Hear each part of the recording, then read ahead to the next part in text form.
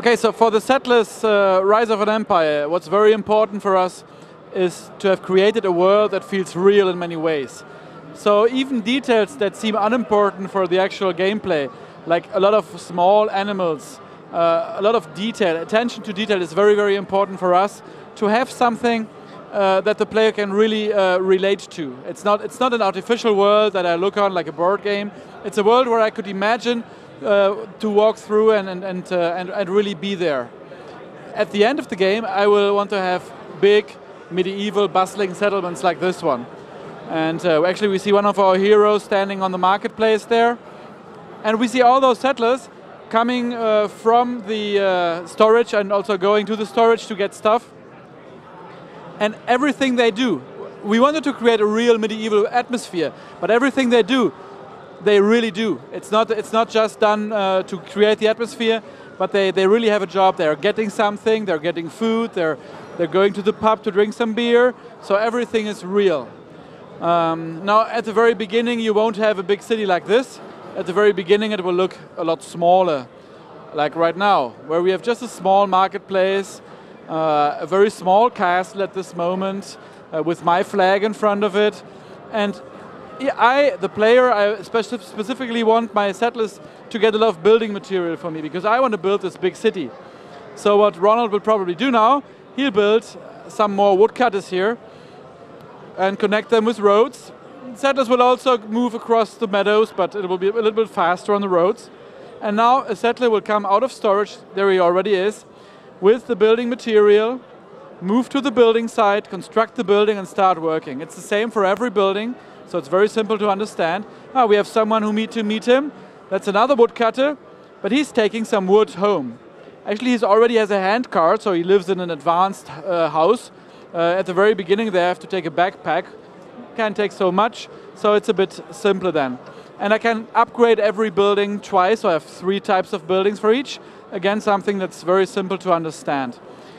Now, it won't be enough just to build some woodcutters to get building material, because these guys, and it's a real world, I can only repeat that, these guys want food. So here we have, for example, a hunter. He's already shot down some deer.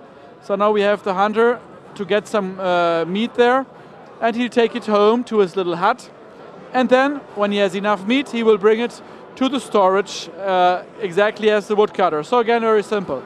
Then we have a butcher, and the butcher is actually already working on some meat, and in front of his house he has a little stand where he will sell it, and probably now he's going to get some new wood. Also the woodcutter can be upgraded. Now there are all kinds of different foods, not only sausages, but you can also build, for example, a bakery, you can build a smokehouse, you can build a cheese maker.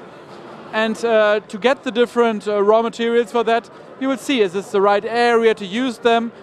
Is winter hard? Maybe farming is not so good if I have long and severe winters, or not so effective. So I'll have to find that.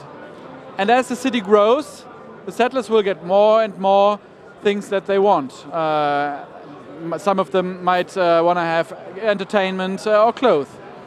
But now let's get back to the situation that in some climate zones, and we are leaving Middle Europe and going to North Europe, winters are very hard. And you see that very fast right away when you go inside. Now we have a glacier-like area. It already looks cold, even if winter hasn't even started. Now it starts to snow. We have those ice cliffs there. And it slowly starts to freeze over. It starts in the shallow areas of the water, and then the deeper areas continue. The cracks get smaller. And again, this is something where we really want to show the attention to detail, even if it's just something like this here.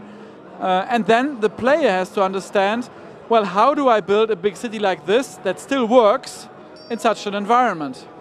And now here we see a really big city in winter, snow on all the buildings. Again, all the settlers go about their business. And in such a big city, well, it seems to work. No one is striking on the marketplace. In such a big city, I also have bigger buildings and different buildings. For example, down here, we have a siege engine workshop. And we see that they are, well, obviously working. Now, all those animations are very important for me as a player, because this shows me not only is it a nice reward that I built this building and so on, but it also shows these guys are actively working for me. So they are happy, they have enough food, they have enough of everything they need, and they produce things for me. And that's extremely important. All the visual feedback that I get in the game is important for me. It's never just atmospherical.